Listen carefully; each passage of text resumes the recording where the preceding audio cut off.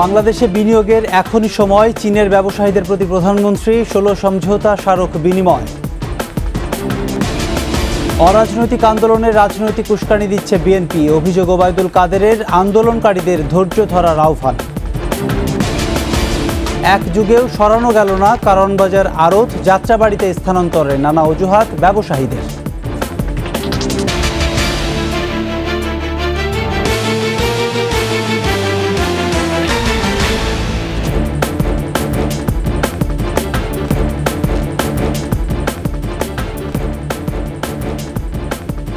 শুনছিলেন first security ইসলামী bank PLC সংবাদ শিরোনাম। আমন্ত্রণ দুপুর 2টার 21 সংবাদে, সাথে আছি আমি প্রণব চক্রবর্তী। দর্শক, 21 টেলিভিশনের সংবাদ একই সাথে সরাসরি দেখতে পাবেন আমাদের ফেসবুক পেজ www.facebook.com/2124 অনলাইনে। এছাড়া সংবাদে আরও থাকছে: ফের খুলছে প্রাচীন সেই আন্তর্জাতিক নৌ বন্দর, নৌ যোগাযোগ আর অর্থনৈতিক সমৃদ্ধির নতুন স্বপ্ন।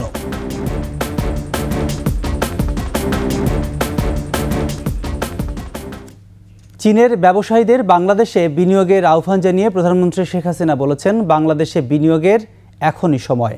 একযোগে কাজ করে বন্ধুত্বপূর্ণ সম্পর্ককে নতুন মাত্রায় নেওয়া সম্ভব। বেইজিং সফররত প্রধানমন্ত্রীর উপস্থিতিতে বাণিজ্য সম্মেলনে বিনিময় হয়েছে আইসিটি, জ্বালানি ও ব্যাংকিং সংক্রান্ত 16টি সমঝোতা স্মারক। বেইজিং থেকে বিস্তারিত জানাচ্ছেন ফারজানা শোভা। দ্বিপাক্ষিক সফরের দ্বিতীয় দিনে মঙ্গলবার সকালে বেইজিংয়ের একটি হোটেলে বাংলাদেশ ও চীনের মধ্যে ব্যবসা বাণিজ্য এবং বিনিয়োগ সুবিধা শীর্ষক সম্মেলনে যোগ দেন প্রধানমন্ত্রী শেখ হাসিনা। শাংগ্রিলা হোটেলে অনুষ্ঠিত এই সম্মেলনটি যৌথভাবে আয়োজন করে বাংলাদেশ বিনিয়োগ উন্নয়ন কর্তৃপক্ষ, Bangladesh securities and exchange commission এবং China council for the promotion of international trade (CCPIT). প্রধানমন্ত্রীর উপস্থিতিতে আইসিটি, জ্বালানি, ব্যাংকিং সংক্রান্ত 16টি সমঝোতা স্মারক বিনিময় করেন সংশ্লিষ্টরা।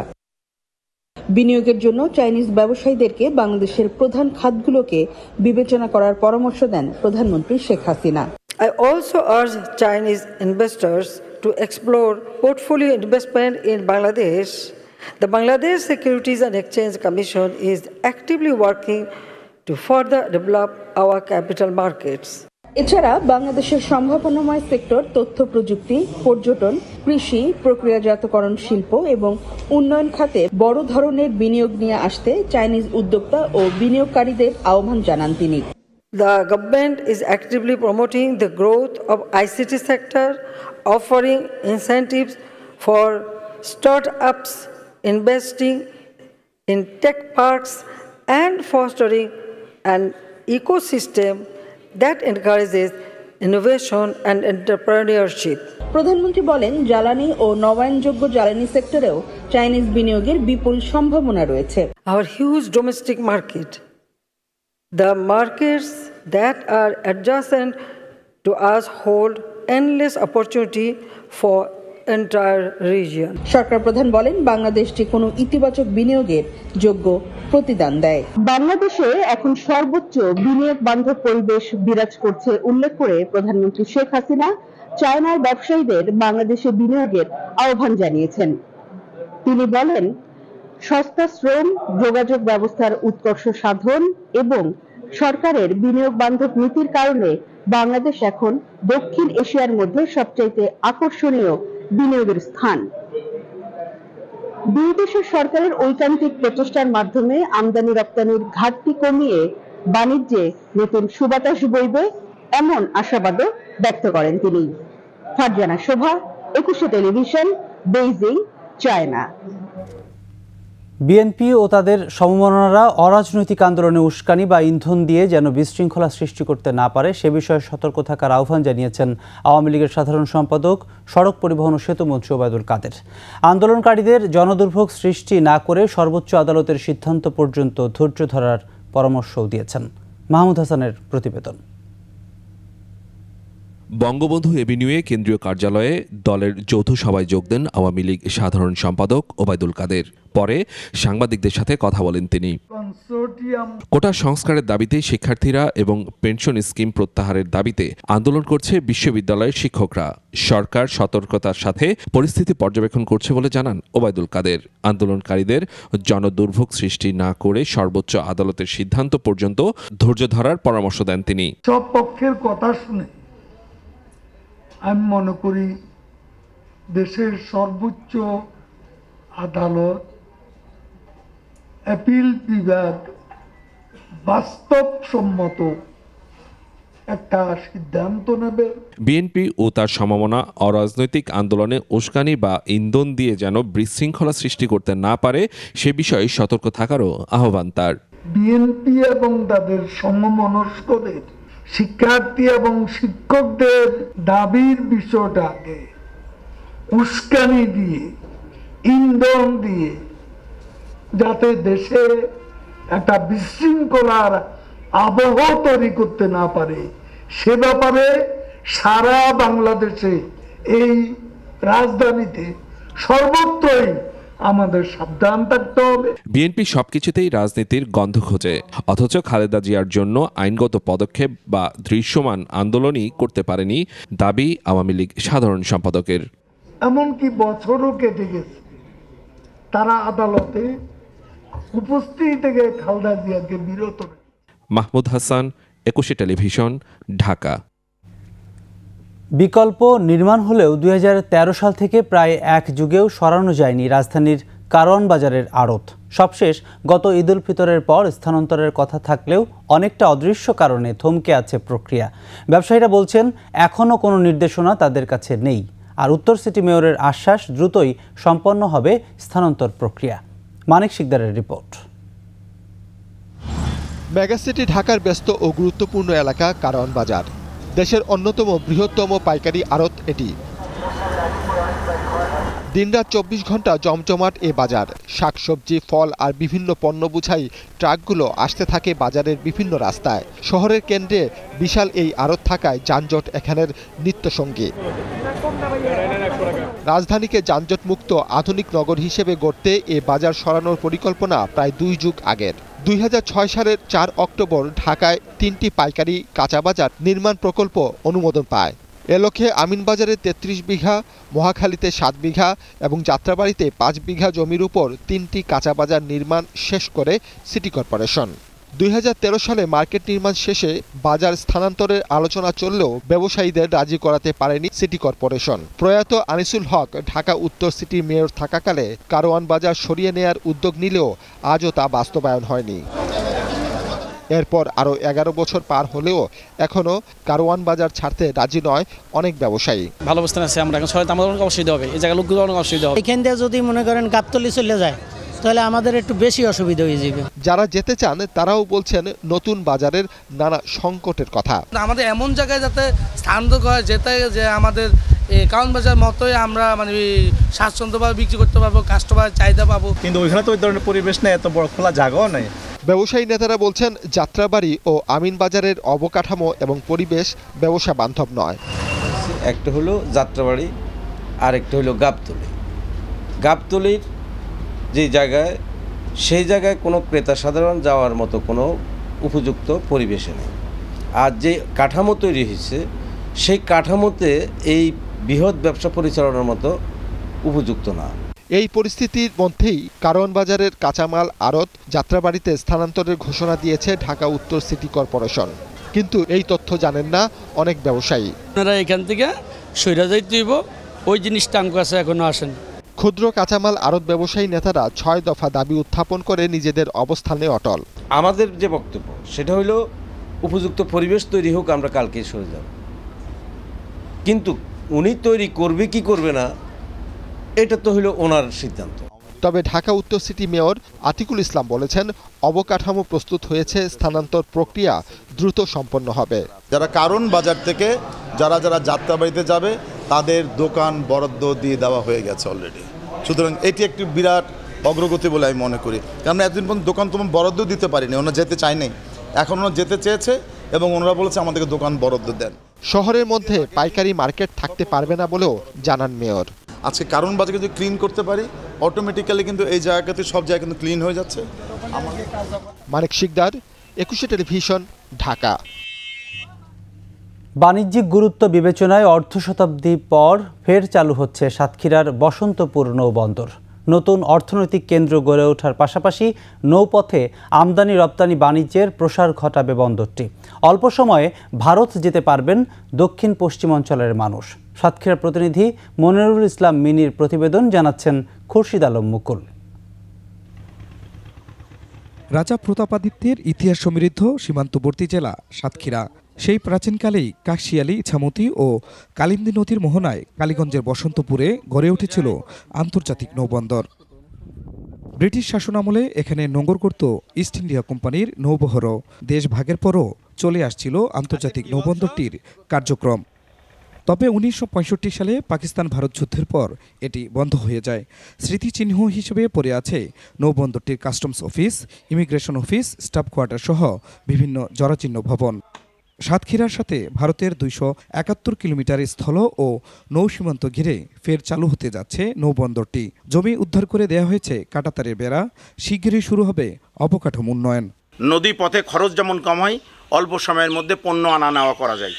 আমদানি রপ্তানি কার্যক্রম পূর্ণদমে যখন চালু হবে, সাতক্ষীরার একটি সম্ভাবনাময় জেলা, এই জেলা আরও অর্থনৈতিকভাবে এগিয়ে যাবে। বন্দর ঘিরে অর্থনৈতিক সমৃদ্ধির নতুন স্বপ্ন বুনছেন স্থানীয়রা।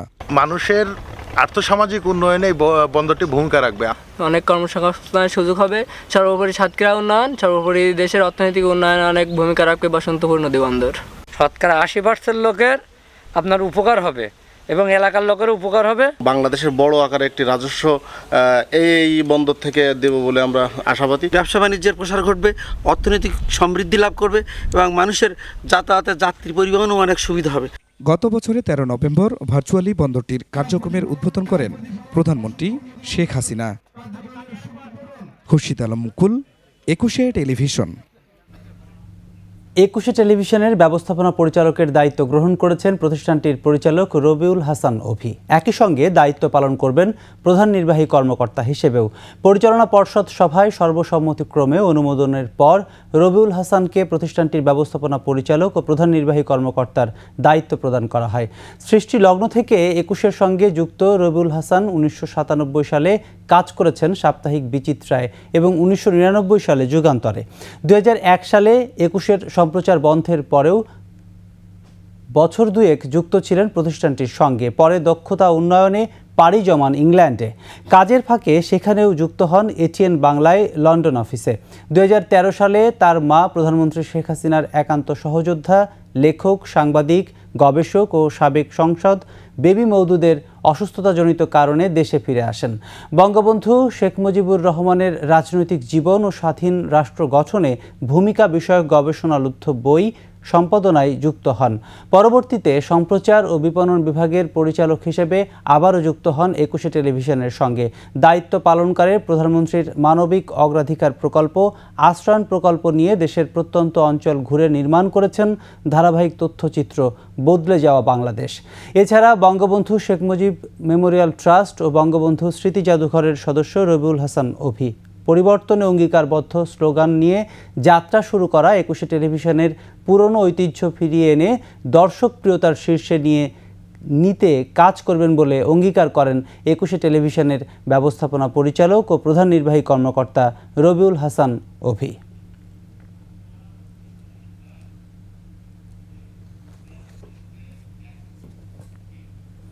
নিচ্ছি বিরতি, যখন ফিরছি তখন থাকছে। উত্তর মধ্যাঞ্চলে বন্যা পরিস্থিতির আরও অবনতি, চরম দুর্ভোগে লাখো বানভাসী।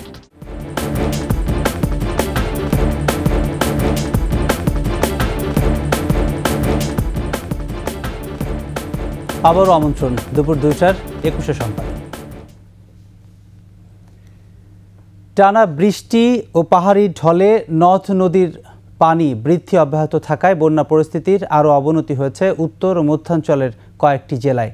সিলেট, গাইবান্ধা ও লালমনিরহাটে বন্যা পরিস্থিতির কিছুটা উন্নতি হলেও চরম দুর্ভোগে লাখ লাখ বানভাসী। সংকট দেখা দিয়েছে খাবার পানি, স্যালাইন ও জীবন রক্ষাকারী ওষুধের। প্রতিনিধিদের সহায়তায় মহিমা পলের রিপোর্ট। সিরাজগঞ্জ যমুনার পানি কিছুটা কমলেও সার্বিক বন্যা পরিস্থিতির আরও অবনতি হয়েছে। হুড়াসাগর, করতোয়া, ঘুমানি ও চলনবিল সহ আশপাশের নদ নদীর পানি বেড়ে শাহজাদপুর, উল্লাপাড়া ও তারাস উপজেলার নতুন নতুন এলাকা প্লাবিত হয়েছে। সিরাজগঞ্জ সদরের সায়দাবাদ সহ আশপাশের ইউনিয়নের বসতবাড়িতে পানি থাকায় চরম দুর্ভোগে বানভাসীরা। সায়দাবাদ মহাসড়কের পাশে আশ্রয় নেওয়া শতাধিক পরিবার খোলা আকাশের নিচে মানবেতর জীবনযাপন করছে। পানির জন্য থাকবার পারি না, কি খাই। বন্যায় ঘর বারে পানি উঠে গেছে, সব অনেক পরিবার ওলি আশ্রয় নিয়েছে। টাঙ্গাইলে ব্রহ্মপুত্র, যমুনা, ধলেশ্বরী ও ঝিনাই নদীর পানি বিপদসীমার উপরে প্রবাহিত হচ্ছে। ভুয়াপুর, কালীহাতি ও সদর উপজেলার চরাঞ্চলে নতুন নতুন এলাকা প্লাবিত হয়েছে। প্রবল স্রোতে যমুনা ও ঝিনাই নদীর তীব্র ভাঙন বাড়াচ্ছে চরবাসীর হাহাকার। সিলেটে বিপদসীমার উপরে রয়েছে সুরমা ও কুশিয়ারা নদীর পানি। হাকালুকি হাওরের পানির তোড়ে কুশিয়ারা তীরবর্তী নিম্নাঞ্চলে নতুন নতুন এলাকা প্লাবিত হয়েছে। আমি তো বৈশাখের থাকি তো পানি আইসি আজ মানে তো আমার পর জ্বর বাসান পানি কোনো বাড়াইতাম পারে না, রাস্তাঘাটে বাড়াইলে হয়তো কিছু পাইলে মানে পানি রাস্তাঘাটে তো বাড়াইতে ঘুমবাই এক করো কিছু আমরা খাইছি না। গাইবান্ধায় তিস্তা নদীতে সামান্য পানি কমলেও ব্রহ্মপুত্র, যমুনার পানি বিপদসীমার উপর দিয়ে প্রবাহিত হচ্ছে। চরম দুর্ভোগ ও খাদ্য সংকটে বিস্তীর্ণ চরাঞ্চলের বানভাসীরা। 181টি আশ্রয় কেন্দ্র খোলা হলেও জায়গা হচ্ছে না সবার। রাত 10টার মধ্যেই মনে করেন যে আমরা গরু বছর নিয়ে আর মানে থাকতে পারি না। এই রাস্তার সাইডে এই গরু বছর নিয়ে আমরা আছি, রান্না বান্না সবকিছু বন্ধ। লালমনিরহাটে তিস্তা এবং ধরলা নদীর পানির সঙ্গে কিছুটা কমেছে বন্যার প্রকোপ। মহিমা পলি, 21 টেলিভিশন। আঙুলের ছাপ নিয়েও পরিচয় মেলেনি নরসিংদীর রায়পুরায় ট্রেনে কাটা পড়ে নিহত 5 যুবকের। ভিসেরা নমুনা সংগ্রহ করে পাঠানো হয়েছে ঢাকায়। সকালে নরসিংদী পিবিআইয়ের ভারপ্রাপ্ত কর্মকর্তা AKM রেজাউল করিম জানান, এখন পর্যন্ত কোনো স্বজনও তাদের সন্ধান করেননি। ফিঙ্গারপ্রিন্টেও সম্ভব হয়নি পরিচয় নিশ্চিত করা। ভিসেরা নমুনা সংগ্রহ শেষে বেয়ারিশ হিসেবেই গতরাতে রেলওয়ে কবরস্থানে দাফন করা হয় তাদের। সোমবার সকালে ঢাকা, চট্টগ্রাম ও ঢাকা সিলেট রেলপথের নরসিংদীর রায়পুরার খাকচকে বিচ্ছিন্নভাবে পড়েছিল 5টি মরদেহ।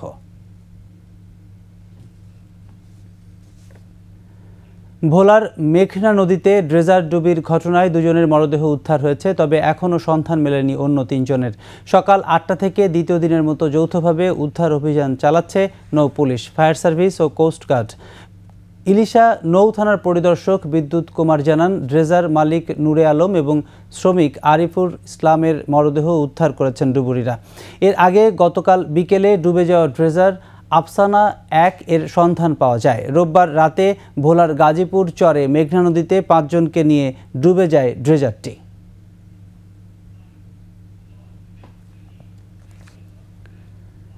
সময় হলো আরেকটা বিরতির। যখন ফিরছি তখন থাকছে। প্রার্থী হতে অটল বাইডেন, অসুস্থতার খবরকে মিথ্যা বলল হোয়াইট হাউস।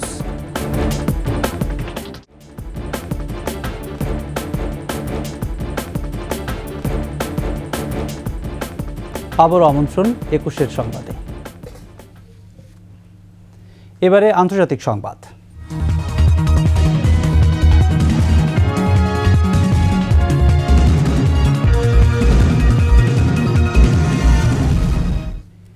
প্রেসিডেন্ট নির্বাচনের আগে জো বাইডেনের স্বাস্থ্যগত বয়সের বিষয় নিয়ে যে প্রশ্ন উঠেছে তা নাকচ করে দিয়েছে হোয়াইট হাউস। নিজ দল ডেমোক্র্যাট পার্টির প্রতিনিধি পরিষদ ও সিনেট সদস্যদের কাছে লেখা চিঠিতে প্রেসিডেন্ট নির্বাচনে লড়াইয়ের কথা দৃঢ়ভাবে পুনর্ব্যক্ত করেছেন জো বাইডেনও। ডোনাল্ড ট্রাম্পকে পরাজিত করতে দৃঢ় প্রতিজ্ঞ বলেও জানান তিনি। আজ থেকে প্রতিনিধি পরিষদ ও সিনেটের প্রথম অধিবেশন শুরু হচ্ছে। নিজের প্রার্থিতা নিয়ে এমন উদ্বেগের মধ্যে চলতি সপ্তাহে 50 জনের বেশি ডেমোক্র্যাটের সঙ্গে বৈঠক করেছেন বাইডেন। অন্যদিকে হোয়াইট হাউসের প্রেস সেক্রেটারি কারিন জিন পিয়েরে নিয়মিত সংবাদ সম্মেলনে বলেন, প্রেসিডেন্ট বাইডেন পার্কিনসন রোগে আক্রান্ত নন। এর সাথে শেষ করছি দুপুর 2টার 21 সংবাদ। যাবার আগে ফার্স্ট সিকিউরিটি ইসলামী ব্যাংক PLC সংবাদ শিরোনামগুলো আরও একবার। বাংলাদেশে বিনিয়োগের এখনই সময়, চীনের ব্যবসায়ীদের প্রতি প্রধানমন্ত্রী 16 সমঝোতা স্মারক বিনিময়।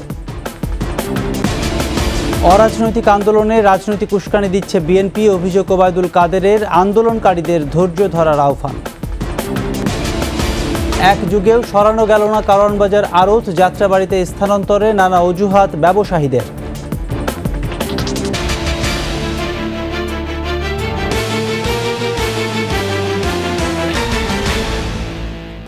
দর্শক, সর্বশেষ সংবাদ জানতে ডায়াল করুন 2021 নম্বরে, ভিজিট করুন 21-tv.com এই ওয়েবসাইটে। এছাড়া ফেসবুকে ভিজিট করতে পারেন www.facebook.com/2124 অনলাইনে। এতক্ষণ সঙ্গে থাকার জন্য ধন্যবাদ। সন্ধ্যা 6টায় 21-এর দেশের সংবাদ দেখার আমন্ত্রণ রইল। 21-এর সাথেই থাকুন।